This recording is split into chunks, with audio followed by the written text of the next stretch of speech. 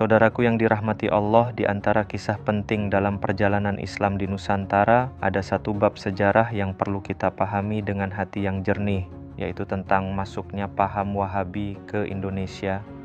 Kita tidak sedang ingin menyalahkan siapapun, tapi berusaha memahami bagaimana perjalanan ide dan pemikiran itu datang, tumbuh dan direspons oleh para ulama kita. Gerakan Wahabi muncul di daerah Najd, Jazirah Arab pada abad ke-18. Tokohnya bernama Syekh Muhammad bin Abdul Wahab. Beliau menyeru umat Islam untuk kembali kepada tauhid yang murni, menjauhi segala hal yang dianggapnya sebagai bid'ah dan khurafat.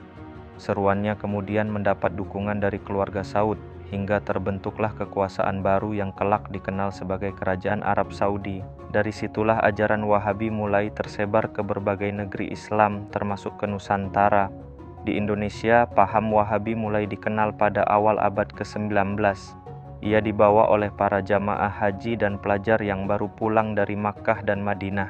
Sebagian dari mereka pulang dengan semangat besar untuk memurnikan ajaran Islam dari tradisi-tradisi yang mereka anggap tidak sesuai dengan syariat.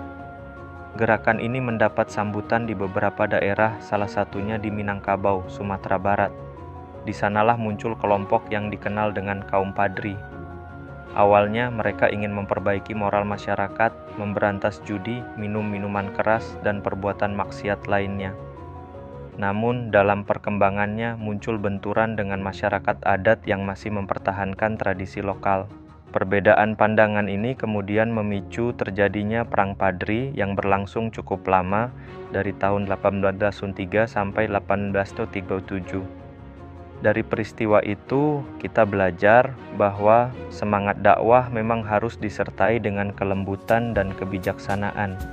Karena kalau dakwah dilakukan dengan keras dan memaksa, maka kebaikan yang ingin ditegakkan bisa berubah menjadi perpecahan di tengah umat. Meski begitu, tidak semua ulama yang pulang dari Hijaz saat itu bersikap keras. Banyak juga yang membawa semangat tauhid yang murni, namun tetap lembut dalam berdakwah.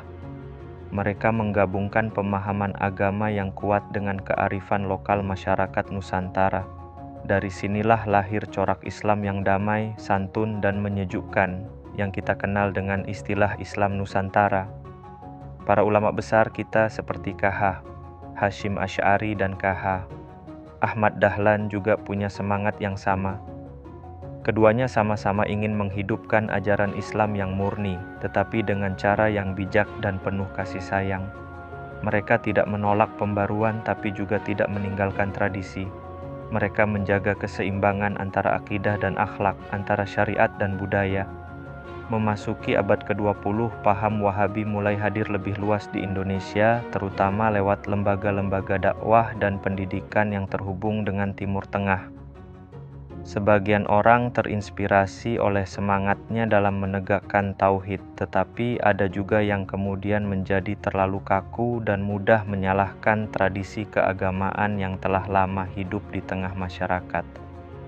Disinilah kita diajarkan oleh para kiai dan guru-guru kita bahwa dalam berdakwah perlu hikmah, perlu kelembutan, dan perlu memahami karakter umat. Karena Islam datang bukan untuk menghapus budaya, tetapi untuk menyucikannya. Islam di Nusantara tumbuh dengan nilai-nilai akhlak, gotong royong, dan kasih sayang, bukan dengan kebencian dan perpecahan. Maka pelajaran penting yang bisa kita ambil dari sejarah masuknya paham Wahabi ke Indonesia adalah setiap gerakan pasti punya niat baik, tapi niat baik itu harus dibimbing oleh hikmah dan akhlak. Kita boleh belajar dari siapa saja, tetapi jangan sampai kehilangan jati diri Islam yang penuh rahmah dan kearifan. Wallahu a'lam bisyawab. Semoga Allah selalu menjaga persatuan umat Islam Indonesia, memberi kita ilmu yang bermanfaat, dan meneguhkan hati kita di jalan para ulama yang lurus dan penuh kasih sayang. Amin ya rabbal alamin.